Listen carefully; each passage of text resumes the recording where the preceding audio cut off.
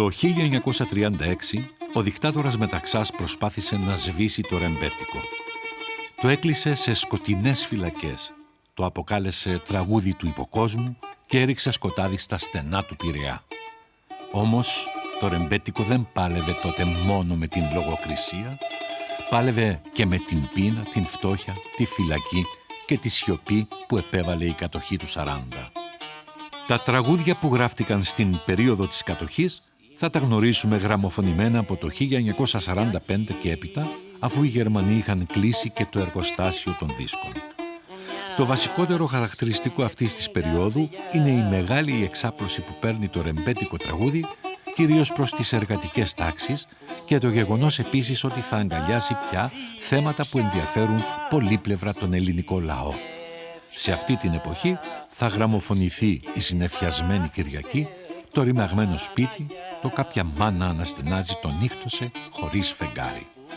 Τώρα το ρεμπέτικο τραγούδι αρχίζει να γράφεται με πιο δυτικούς τρόπους μουσικής γραφής, να γίνεται δηλαδή πιο ευχάριστο στο αυτί του κόσμου, ο οποίος ήταν μαθημένος συνήθως στην ελαφρά ευρωπαϊκή μουσική. Μια εποχή δύσκολη για την Ελλάδα, η οποία όμως θα εκφραστεί σπουδαία από μια σειρά μεγάλων δημιουργών, όπως είναι ο Τσιτσάνης, ο Παπαϊωάννου, ο Χατζηχρήστος, ο Χιώτης, ο Μητσάκης και ο Καλδάρας.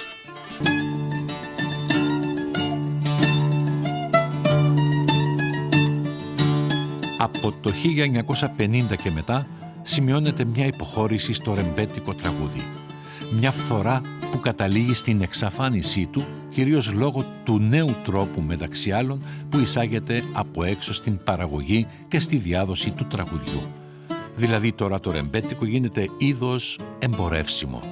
Τώρα πια το τραγούδι δεν γράφεται από τον λαϊκό συνθέτη για λογαριασμό του. Τώρα θα διαλέγονται οι στίχοι και οι μουσικές έτσι που να εξυπηρετούν πρότυπα εκ των προτέρων με πλήσια εγκεφάλου φτιαγμένα για τον κόσμο. Ο λαϊκός δημιουργός αφανίζεται κυριολεκτικά και μαζί του η αυθεντική ιστορία των δρόμων. Ισοπεδώνεται η λαϊκή έκφραση και χάνεται ό,τι προσδιορίζει την πολιτιστική ταυτότητα αυτών των κοινωνικών στρωμάτων. Μαζί με άλλα, είναι η εποχή που οι κοινωνικές αυτές ομάδες θα ενταχθούν, θα αφομοιωθούν και θα χαθούν μέσα στο κοινωνικό μας σύστημα. Σήμερα αυτά τα τραγούδια είναι ζωντανές πληγές. Είναι οι μάρτυρες μιας εποχής που δεν θέλει να ξεχαστεί.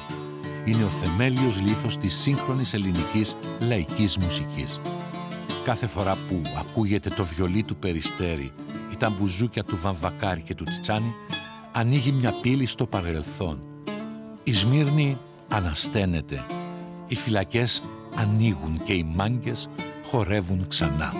Γιατί το ρεμπέτικο δεν πεθαίνει. Ανήκει σε όσους τολμούν να ζήσουν χωρίς φόβο, να αγαπήσουν χωρίς όρια και να τραγουδήσουν ακόμη και όταν η ιστορία τους καίει.